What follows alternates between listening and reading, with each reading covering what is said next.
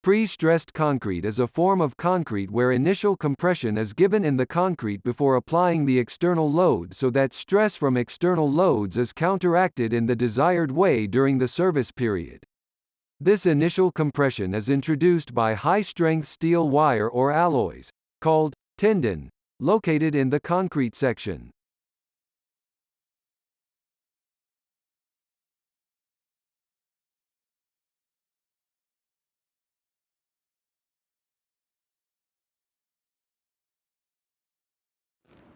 Why is pre-stressed concrete required? Okay, before I get started, let's go back to some basics first.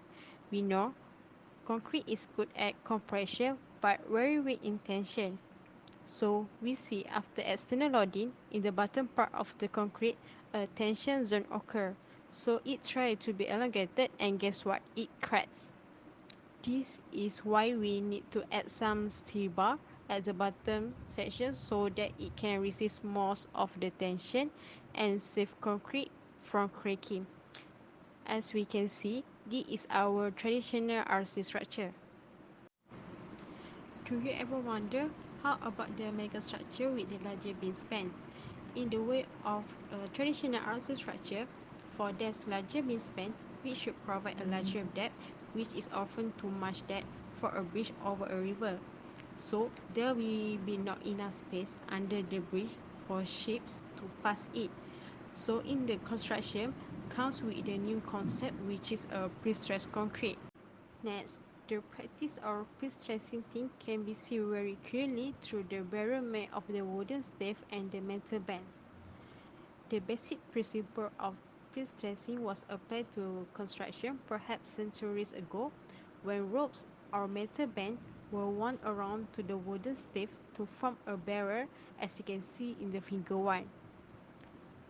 So when the bands were tightened, they were under tensile pre-stress, which in turn to create compressive pre-stress between the stave and enable them to resist hook tension produced by internal liquid pressure. In other words, the band and the stave were pre-stressed before they were subject to any service load. Principle of pre-stressed concrete. Last pre-stressing force are applied to the member by the tendons. High-bearing stresses are developed at the end by the anchoring devices. The anchors are generally designed to be meant for use only for the high-strength concrete work. Second, when stress transfer to the concrete has to take place by the bond action, the concrete should have a high-strength concrete. Third, shrinkage cracks will be very little when the high-strength concrete is used. And the fourth, due to the high modulus of elasticity of high-strength concrete, the elastic and the creep strength are very small, resulting in the smaller loss of pre-stress in all the three reinforcements.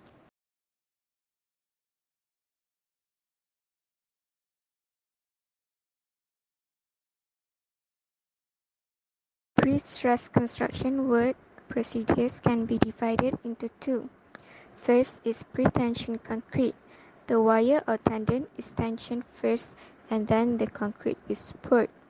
Pre-tensioning process involves the stressing of wires or cables by anchoring them at the end of a metal form.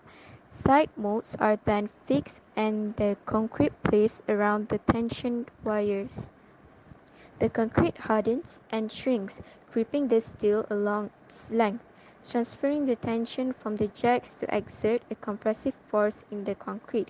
Once the concrete has reached the desired strength, the tensioned wires are released from the jacks.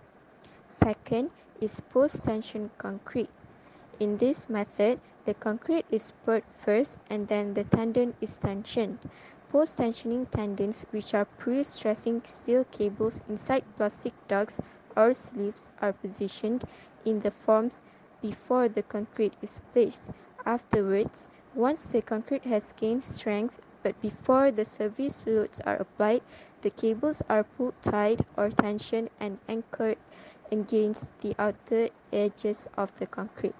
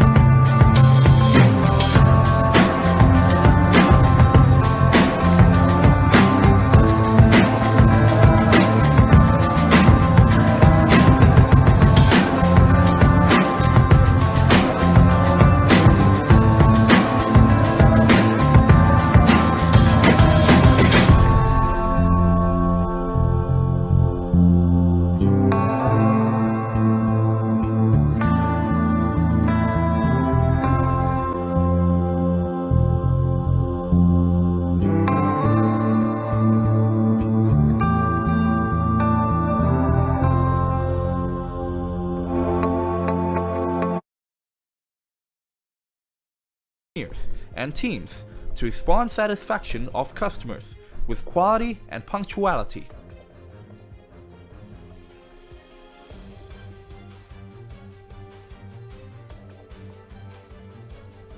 Step 1. Installing slab formwork. Step 2.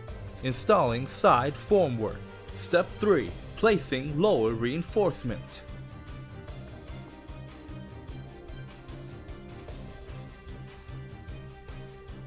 Step 4. Installing anti-bursting reinforcement. Step 5. Placing lower reinforcement in column. Step 6. Installing punching shear reinforcement. Step 7. Determining position and placement of bar shear by profile height. Step 8. Placing tendon and tied with bar shear.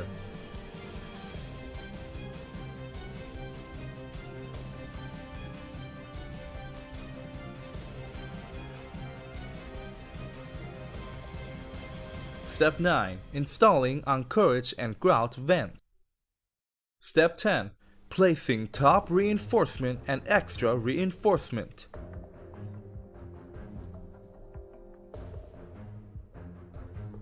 Step 11. Pouring concrete. Step 12. Removing side formwork. Step 13. Removing former. Step 14. Inserting block and jaws.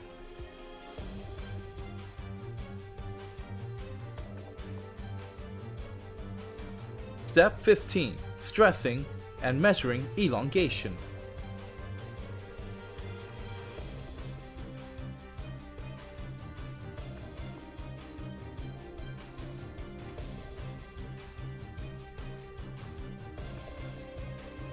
Step 16. Cutting strand end. Step 17. Filling socket with mortar. Step 18. Bleeding air for cleaning.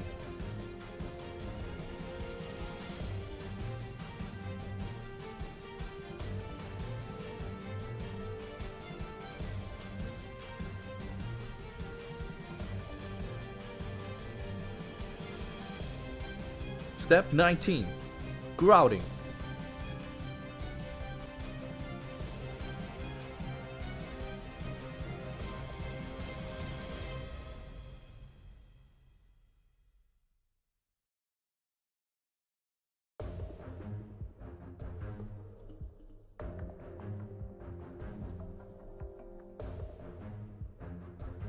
Step 20. Removing scaffolds and back prop from excessive weight the floor can support. It starts from step 1 until the procedures are completed.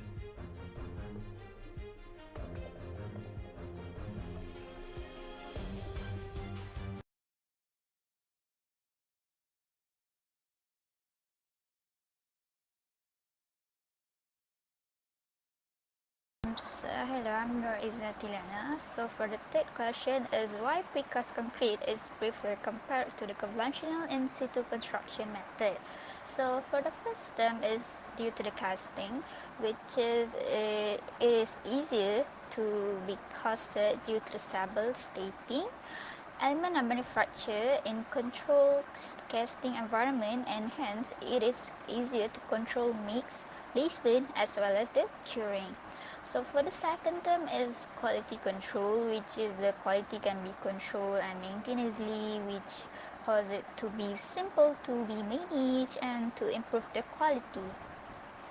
And for the third term is the cost, which is precast concrete is more cost-effective alternative compared to the conventional in-situ construction method.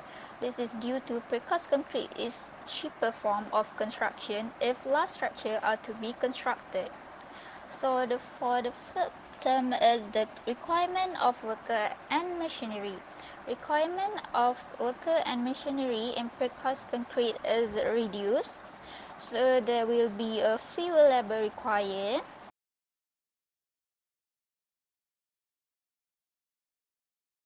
Now I'm going to present about how precast concrete construction can contribute towards reducing carbon dioxide and global warming issue. Buildings are contributors to carbon emission, not only due to energy consumption in building operation and maintenance, but also caused by significant material use and intensive on-site construction process. Concrete has been recognized as a carbon-intensive material, and cement being the key ingredient of concrete is responsible for 5 to 7% of the world's anthropogenic carbon emission. The most important uses of materials in terms of embodied GHG emission are those of cement, lime, and plaster in the construction sector. Based on National Ready-Mix Concrete Association, during production of concrete, each pound releases 0.93 pounds of carbon dioxide. Therefore, the carbon dioxide released in the construction of a mile of a single interstate lane is 8.1 million pounds of carbon dioxide. Materials contribute 50% or more to the carbon footprint of buildings and infrastructure, machinery, vehicles, and other transport equipment. In terms of the industries using material, 40% of emissions related to material production were the material used in construction, 18% machinery and equipment, 8% for transport equipment, and 3% for electronics. Precast concrete is the new construction technique that makes construction speedy and economical on the large construction projects. It has many advantages over the cast in situ concrete method for construction. Based on Jalen et al. 2008, the use of precasting method can lead to 52% of waste reduction and 70% of timber formwork reduction. For 1 meter cube concrete, the carbon emission is 692 kg carbon dioxide, and precasting can lead to 10% reduction of carbon emission. This is due to the factors that control equal factory quality, including the concrete strength and quality that are contingent upon the curing process. Among other things, climate control is the big part of that. Is better than in situ concrete. This is because it helps in reducing the carbon dioxide emission and global warming. First of all, precast is very thermal efficient. The cost associated with heating and cooling can be greatly reduced through concrete's thermal mass benefits.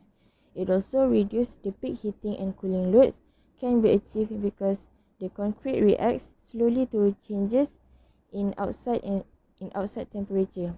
It is also because the precast concrete has design-build efficiency.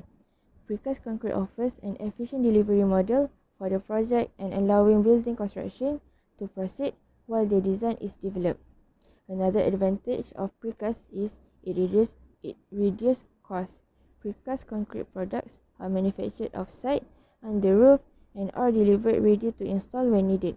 This innovative process compresses project schedule, reduces safety concerns, reduces site disruption, and reduces overall project costs by requiring fewer traders for construction and fewer people on site.